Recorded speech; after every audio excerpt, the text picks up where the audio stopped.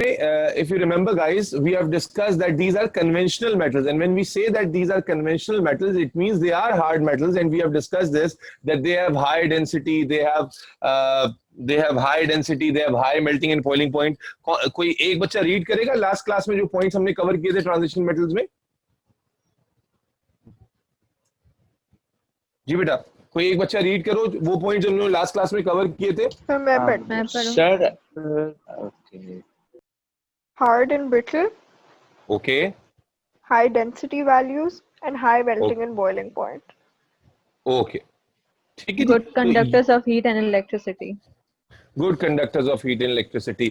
अब लास्ट आप लोगों ने जो हेडिंग लगाई थी अपने पास वो थी यूनिक या specific properties of transition elements. आज का लेक्चर हम यहीं से कंटिन्यू कर रहे हैं, यानी आज हम बात करेंगे उन प्रॉपर्टीज की जो सिर्फ स्पेसिफिकली ट्रांजिशन एलिमेंट शो करते हैं. And this is going to be a detailed discussion and you have to be careful कि मैं जो बातें बोल रहा हूं वो आपको रीजंस के साथ समझ में आए. जितने रीजंस आपके सिलेबस में इंक्लूडेड है हम सारे डिस्कस करते हुए समझेंगे. तो पहली one last time, transition metals are those conventional metals जो हम लोग अपनी कॉमन लाइफ में देख रहे होते हैं, वेयर एज अल्कली मेटल्स जो हैं they are usually those metals जो हमने कॉमन लाइफ में अपने ऑब्जर्व किए ही नहीं है, बिकॉज उनका कॉमन यूजेज है नहीं, because they are highly reactive. और हम जो नॉर्मल मेटल इस्तेमाल करते हैं हम उनकी स्ट्रेंथ की वजह से इस्तेमाल करते हैं. Alkali metals were soft metals. So now we are going to talk particularly about specific properties of transition metals, and the first property which is very unique in them is that they are frequently used as catalysts. पहली property मेरे बच्चे सारे एक साथ लिखेंगे and मैं एक एक प्रॉपर्टी को डिटेल में लेके जाऊंगा and you have to discuss, interact with me. So they are frequently used as catalyst. They are frequently used as catalyst. पहली यूनिक प्रॉपर्टी जो ट्रांजिशन मेटल्स की है और अल्कली मेटल्स में नहीं है, यानी जो सेकेंड ग्रुप हम लोग पढ़ रहे थे that was of alkali metals. तो पहली प्रॉपर्टी जो ट्रांजिशन मेटल्स में यूनिक है और अल्कली मेटल्स में नहीं थी या और डिफरेंट एलिमेंट्स में नहीं होती, वो ये कि ट्रांजिशन मेटल्स बहुत ज्यादा as an alkali as a catalyst इस्तेमाल होते हैं. अब सवाल ये है कि क्या आप जानते हैं कैटलिस्ट क्या है? अगर आप नहीं जानते तो let me just tell you. Catalyst वो सब्सटेंसेस होते हैं जो किसी केमिकल रिएक्शन को स्पीड अप करने के लिए यूज होते हैं. क्या कहा मेरे बच्चे? रिपीट करो. कैटलिस्ट क्यों इस्तेमाल होते हैं? यस बच्चे, catalyst are those speed up करने के लिए. Very good. Catalyst are used to speed up the chemical reaction. Catalyst जो है वो रिएक्शंस को स्पीड अप करने के लिए इस्तेमाल होते हैं. So catalysts are those reagents or those substances which are used to speed up the reaction without, ये दो प्रॉपर्टीज होनी चाहिए, without getting consumed, without getting consumed during the reaction. क्या मतलब है इसका? Let me just clear you that catalysts are those substances which when are present in a reaction they speed up the reaction but they do not get consumed during the reaction. देखो इसका ऐसा मतलब है कि let's say आप airport पे पहुंचे, ठीक है, और आपको एयरपोर्ट से एक एड्रेस पे पहुंचना है, ठीक है ना, तो the taxi which is a facilitator over there वो आपको वहां से पिक करती है और आपको आपकी जो डेस्टिनेशन है वहां पर जल्दी से पहुंचा देती है. तो अगर आप वैसे आते पैदल चल के तो it would have taken too much of time. लेकिन टैक्सी ये मतलब नहीं होता कि टैक्सी जनाब आपको घर तक छोड़ने के बाद वो टैक्सी वाला आपके घर में आके बैठ जाए या बोले यार मुझे भी खाना खिलाओ, या जो है ना वो अपना काम करता है और अपना काम करके आपको जल्दी वहां अपनी डेस्टिनेशन पे पहुंचा के वहां से चला जाता है. तो बिल्कुल इसी तरह कैटलिस्ट भी वो एजेंट्स होते हैं जो एक्सटर्नली रोल प्ले करते हैं, ठीक है ना, यानी they participate in the reaction but they do not get consumed. What does this mean? That let's say if I have 1 mole per dm cube of catalyst in a chemical reaction, at the end of reaction I would still have 1 mole per dm cube of catalyst. Is that clear everybody? So catalyst biology वाले बच्चे जानते हैं, मैं just quickly एक बार फिर बता दूं कि कैटलिस्ट में दो प्रॉपर्टी होना चाहिए, और ये दूसरी वाली प्रॉपर्टी बच्चे मिस करते हैं। बेटा कैटलिस्ट में दो प्रॉपर्टीज होनी चाहिए, number one they should speed up the reaction, और number two they should not get consumed during the reaction. ठीक है जी, तो they are frequently used as catalyst. अच्छा, एग्जामिनर मल्टीपल टाइम्स आपसे पूछता है कि एग्जांपल्स हो व्हेन यू आर जस्ट ये मंजन बेच रहे हो ना आप, कि they are frequently used as catalyst, ये तो कैटलिस्ट के तौर पे इस्तेमाल होते हैं, तो आपको साथ ही साथ एग्जांपल्स भी देनी होंगी कि कहां इस्तेमाल हो रहे हैं। भाई हमें एग्जांपल भी तो दो। तो there are lot of industrial processes जो मैं यहां एग्जांपल के तौर पे कोड कर रहा हूं, 3-4 कोड करूंगा जो ओ लेवल्स वाले हैं। ठीक है, there are lot of industrial processes जिसमें transition elements are frequently used as catalyst. Number one जो कि आपके सिलेबस में भी आगे जाके आता है, and you must have heard this word, is Haber's process. किसी ने सुना है Haber's process? Word Haber's process का नाम सुना है किसी ने? This is a detailed discussion of your O levels chemistry. We will discuss this process in detail in the chapter of air and atmosphere and in the chapter of dynamic equilibrium.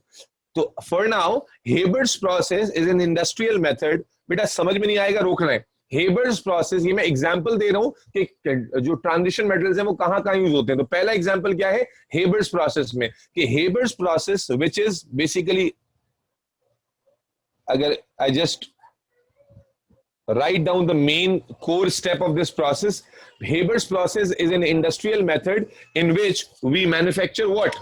You can see here, we manufacture what? Ammonia. NH3 is what? Ammonia. Haber's process is an industrial method where we manufacture what? Ammonia gas. Is that clear, beta? And in this process, we use iron as a catalyst. And iron is what? Iron is a transition metal. You know, iron is not soft. Iron is a transition metal. Iron is a hard, rigid, tough metal.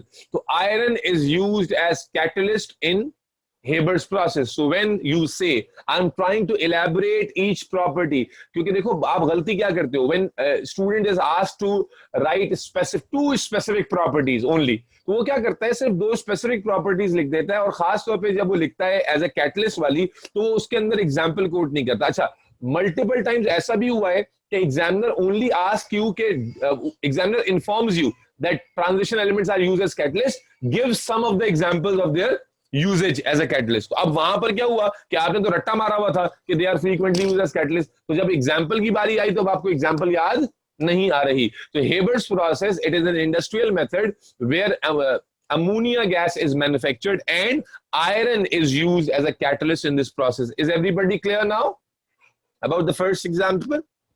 Yes. Yes, beta. Palak, do you understand what is meant by catalyst? Fiza, Anab, Bushra, Abiha, everybody else? Yes, sir. So, Yes, sir. they are frequently used as catalyst. What is meant by catalyst? The substance that speeds up. ये catalyst का definition कहीं side में लिख लेना, वैसे आगे भी आएगा। तो catalyst क्या है? They are the, यार ये डोर बंद करो भाई, रोने की आवाजें आ रही है बच्चे की हमारे। एक मिनट बेटा, प्लीज एक्सक्यूज कीजिएगा मुझे, ये डोर बंद करो भाई।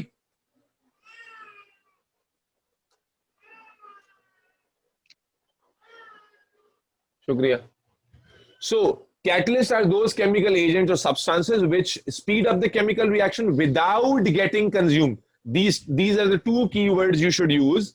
Number 1. Number 2, you should be able to explain some of the basic examples of जिसमें D block elements use या transition elements use होते हैं as a catalyst. So पहला आ गया Haber's process, and not only this, at least जो आपके syllabus की है वो सारी example discuss कर लेते हैं अभी, बहुत ज़्यादा नहीं है।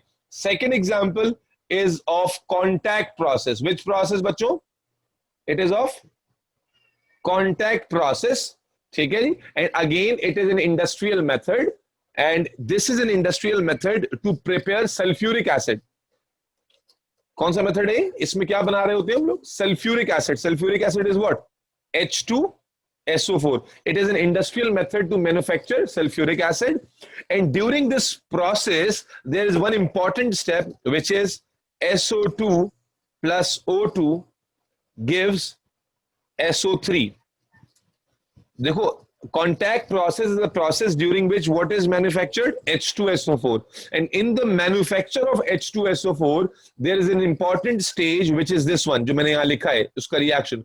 And during this stage, V2O5, vanadium pentaoxide, vanadium, V2O5, vanadium, which is a transition metal, vanadium pentaoxide is used as catalyst. So again, you can see here that a transition. process का नाम क्या है?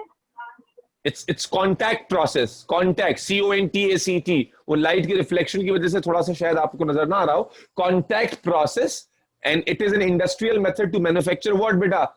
जवाब दो बेटा, खामोश मत बैठो. It is an industrial method to manufacture sulfuric acid, H2SO4. It's sulfuric acid, and during this process, अब आपको देखो ना इक्वेशन में H2SO4 तो नजर नहीं आ रहा.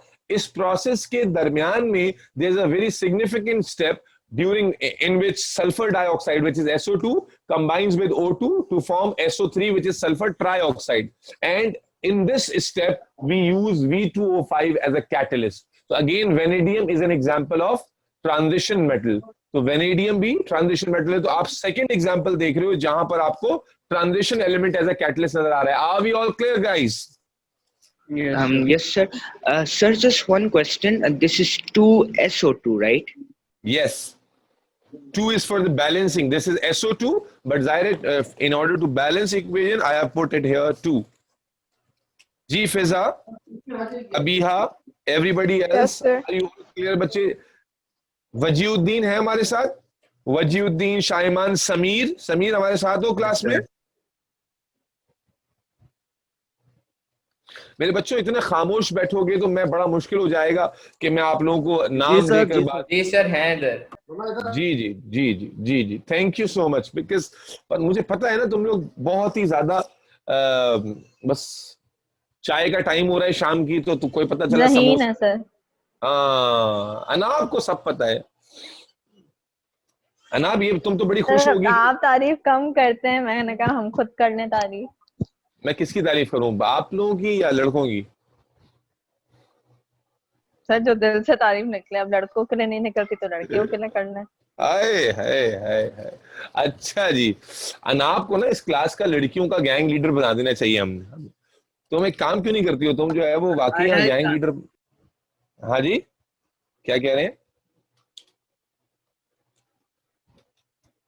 अच्छा बहरहाल चलो. तो ये अभी बेटा पहली प्रॉपर्टी हम डिस्कस कर रहे हैं और ये प्रॉपर्टी इन डिटेल डिस्कस होने का मतलब ये है कि मेमोरी में बैठ जाए, एग्जांपल्स भी बैठ जाए. And I have told you that multiple times examiner informs you about the property and then ask about the examples. तो एग्जांपल्स ये कोई ऐसा नहीं कि मैं अपनी नॉलेज झाड़ने के लिए आपके सामने रख रहा हूँ. जाहिर है आपको जहन में रखनी है. तीसरी, अच्छा ये अब तक मैं वो एग्जांपल्स दे रहा हूँ जो आपके सिलेबस में है. There are lot of examples, लेकिन जो सिलेबस वाली है वो बता रहा हूं पहले. ठीक है. थर्ड एग्जाम्पल जो हमारे पास है बेटा, ये है सिंथेसिस ऑफ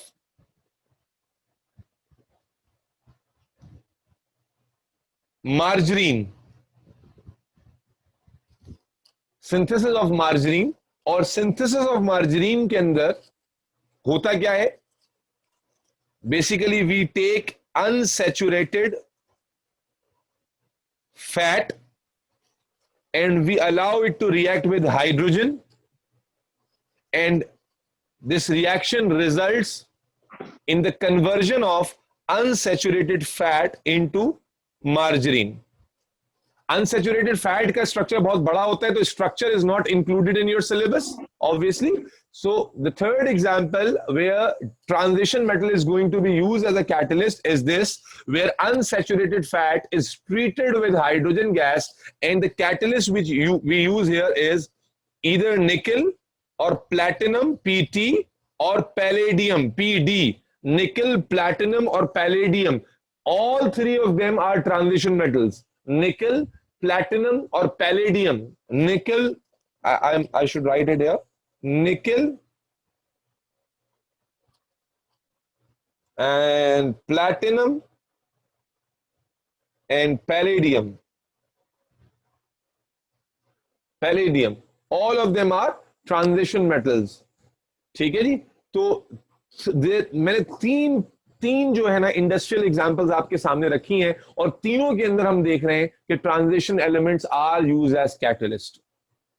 सही है जी। तो they are frequently used as catalyst, and उसको हमने जस्टिफाई किया है by using 3 different examples of industrial processes. यानी ये भी नहीं कि लैब में करा रहे हैं, इंडस्ट्रियल लेवल पे एक लार्ज स्केल पर हो रहा है, और उन तीनों के अंदर हमने देखा कि तीनों के अंदर ट्रांजिशन मेटल्स ही हम एज अ कैटलिस्ट यूज कर रहे हैं। Are we all clear? Yes, sir. Yes, sir. But have you all noted this down?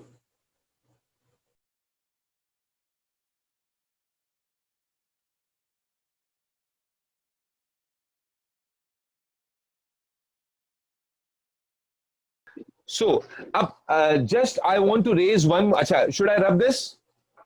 Have you all noted this down? Yes, sir. Okay, good हो गया. Yes, Palak, are you clear, beta? Yes, Waji, sir. Waziuddin. Yes, sir. ये वजीउद्दीन की आवाज नवीद अली जैसी क्यों आ रही है? जी ताहा, ताहा वाहिदे. जी सर।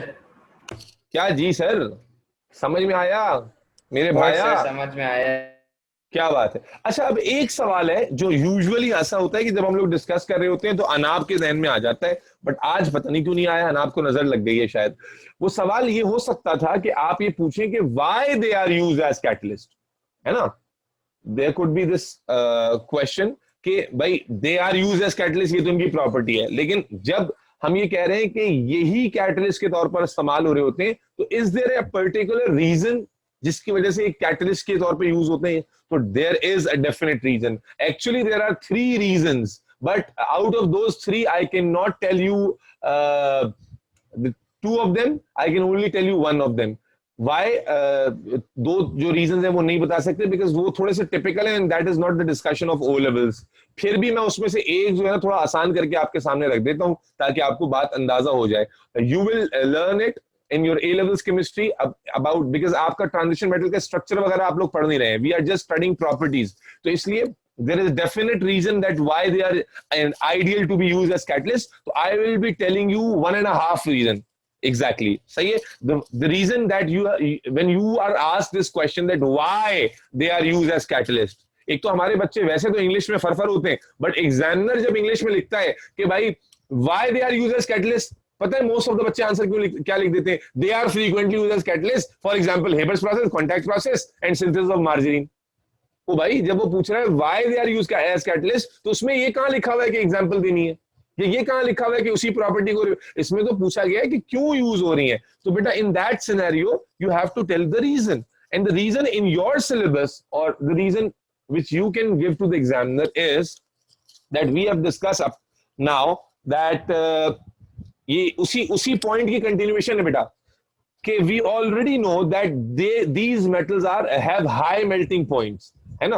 हम लोगों ने जनरल प्रॉपर्टीज में डिस्कस किया था कि इन मेटल्स के मेल्टिंग और बॉइलिंग पॉइंट बहुत हाई होते हैं, और what should I right it here, that they have high melting and boiling points and are non-reactive at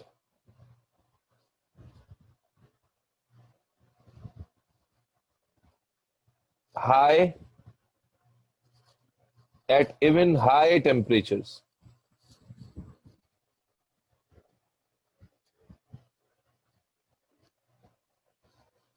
पहला जो एक बेसिक जो है ना वो रीजन हो सकता है, रीजन होता है इनका, देखो आप इसे एज अ कैटलिस्ट इस्तेमाल कर रहे हो, तो डेफिनेटली अगर कोई रिएक्शन हाई टेम्परेचर पर हो रहा है तो उसमें रिएक्टेंट और प्रोडक्ट तो टूट रहे हैं, रिएक्टेंट और प्रोडक्ट तो ब्रेक डाउन हो रहे हैं, जाहिर है, लेकिन कैटलिस्ट को ब्रेक डाउन नहीं होना है. कैटलिस्ट अगर ब्रेक डाउन हो जाएगा तो अपना काम कैसे करेगा? तो हमें कैटलिस्ट के लिए एक ऐसा सब्सटेंस चाहिए होता है जो कि इंतहाई मजबूत भी हो और इंतहाई स्टेबल भी हो. यानी ऐसा ना हो ना कि जनाब रिएक्शन करा रहे थे आप रिएक्टेंट का और कैटलिस्ट उसमें खुद शामिल हो जाए और कैटलिस्ट उस रिएक्शन को खराब कर दे। आप बनाना चाह रहे थे एक्स और कैटलिस्ट इन्वॉल्व होकर उसको वाई में कन्वर्ट कर दे। तो कैटलिस्ट जब हम बात करते हैं, हमें कैटलिस्ट सिर्फ चाहिए रिएक्शन को स्पीड अप करने के लिए। तो जब हम कैटलिस्ट की बात करते हैं तो we want such type of substance जो कि एक्सट्रीम से एक्सट्रीम कंडीशंस पर भी खुद इन्वॉल्व ना हो जाए। आप समझ रहे, वो फैसिलिटेटर का रोल प्ले करेगा। अब ये मैं बात अभी मजाक की एक एग्जांपल देने लगा हूं, तुम लोग बच्चे छोटे हो, तुम्हारे लिए शायद ये एग्जांपल सूटेबल हो या नहीं हो, लेकिन just take it as an example. ऐसे आप समझ लें कि हम सारे मुस्लिम्स हैं, हमें पता है कि जब शादी होती है तो एक काजी साहब होते हैं जो निकाह पढ़ा रहे होते हैं। अब कादी साहब का काम क्या है? फैसिलिटेटर का है। अब कादी साहब निकाह पढ़ाते पढ़ाते खुद ही निकाह पढ़ लें अपना, तो लाजमी सी बात है काम खराब हो जाएगा। तो इसीलिए इसी तरह से ट्रांजिशन मेटल जो है या जो कैटलिस्ट है, उनका काम भी काजी साहब वाला है कि दे आर फैसिलिटेटर्स। ठीक है, they are facilitator of the process. तो अगर वो स्टेबल नहीं होगा, अगर वो जो है ना मजबूत नहीं होगा, तो it is quite possible that जो रिएक्शन की कंडीशंस है उस पर वो खुद इन्वॉल्व हो जाए, बजाय इसके कि वो फैसिलिटेटर बने, वो खुद पार्टिसिपेंट बन जाए। समझ में आ रही बात? और वो काम को क्या कर दे। काजी तो जाली भी आते हैं। अब कैटलिस्ट जाली नहीं आते ना। ये देखो अनाब में मुझे ना ये वाइब्स आ रही थी कि अभी अनाब ना इसमें कोई कीड़ा निकालेगी। नहीं सर, पूछ रही थी, दिमाग में क्वेश्चन था ना। अच्छा चलो, नहीं काजी जाली आते हैं, कैटलिस्ट भी बाज़ दफा जाली आ सकते हैं, लेकिन हम कोशिश करते हैं कि कैटलिस्ट प्योर यूज करें। तो अभी स्ट्रेट टू द रीजन आपको समझ, काजी वाली एग्जांपल देने का मकसद जो है वो ये था कि आपको कॉन्सेप्ट समझ में आए कि कैटलिस्ट जो हम जो सोच रहे होते हैं, एक ऐसा सब्सटेंस होना चाहिए जो कि खुद जो है ना बड़ा सख्त हो, सख्त लौंडा, वो कहते हैं सख्त हो, आसानी से पिघले नहीं।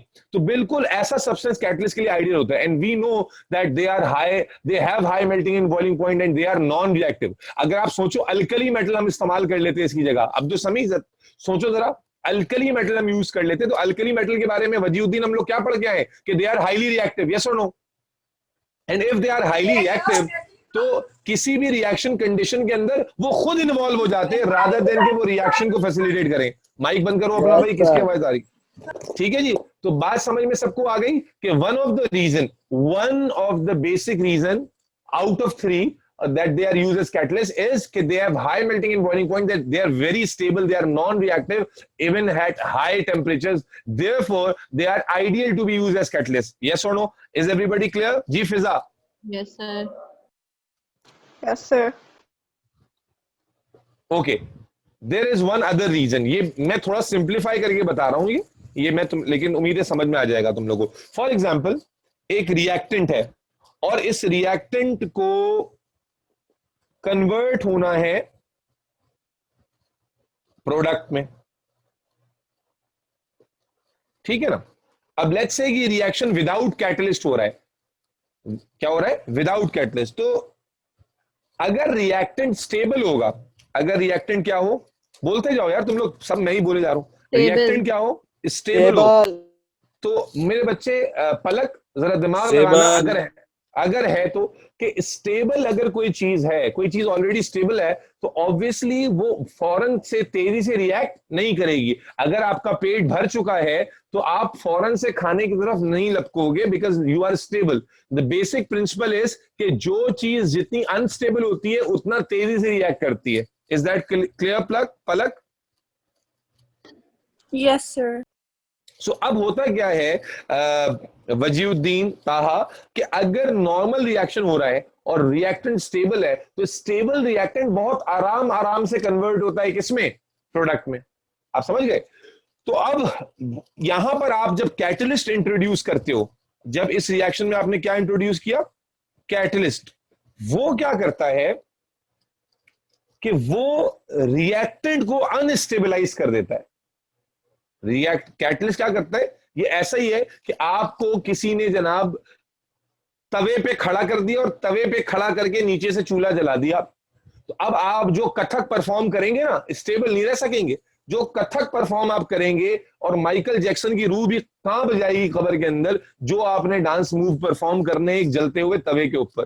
तो क्या हुआ? ये आपको अनस्टेबल कर देता है। अब होता ये है, कैटलिस्ट क्या करता है? वो तवे पे चिपक नहीं जाते यार तुम अब ये खड़े होकर देखना पड़ेगा। सर आप केमिस्ट्री के सर हैं, आप ट्राई करें। मैं तो कह रहा हूं कि कथक होगा, चिपकेंगे नहीं, कथक हो जाएगा। अगर खड़े रहे तो फिर चिपक जाओ, अगर खड़े रहे तो चिपक जाएंगे, अगर आप कथक करते रहेंगे तो सरवाइव करेंगे। समझ में आ रही है ना आप? जी सर। ठीक है, अच्छा जी। तो कैटलिस्ट क्या करता है, रिएक्टेंट से हो जाता है कंबाइन और उसको कर देता है डीस्टेबलाइज, ठीक है ना। और जब आप उसको डीस्टेबलाइज करते हो तो वही रिएक्टेंट जो पहले बड़े नखरे दिखा रहा था प्रोडक्ट में कन्वर्ट होने में, अब वो रैपिडली कन्वर्ट हो जाता है प्रोडक्ट के अंदर। जब आप रिएक्टेंट को अनस्टेबलाइज करते हो या डीस्टेबलाइज करते हो तो वही रिएक्टेंट जो पहले आराम आराम से कन्वर्ट हो रहा था, अब वही रिएक्टेंट तेजी से कन्वर्ट हो जाता है। Is that clear? Yes sir. Good हो गया, वेरी गुड।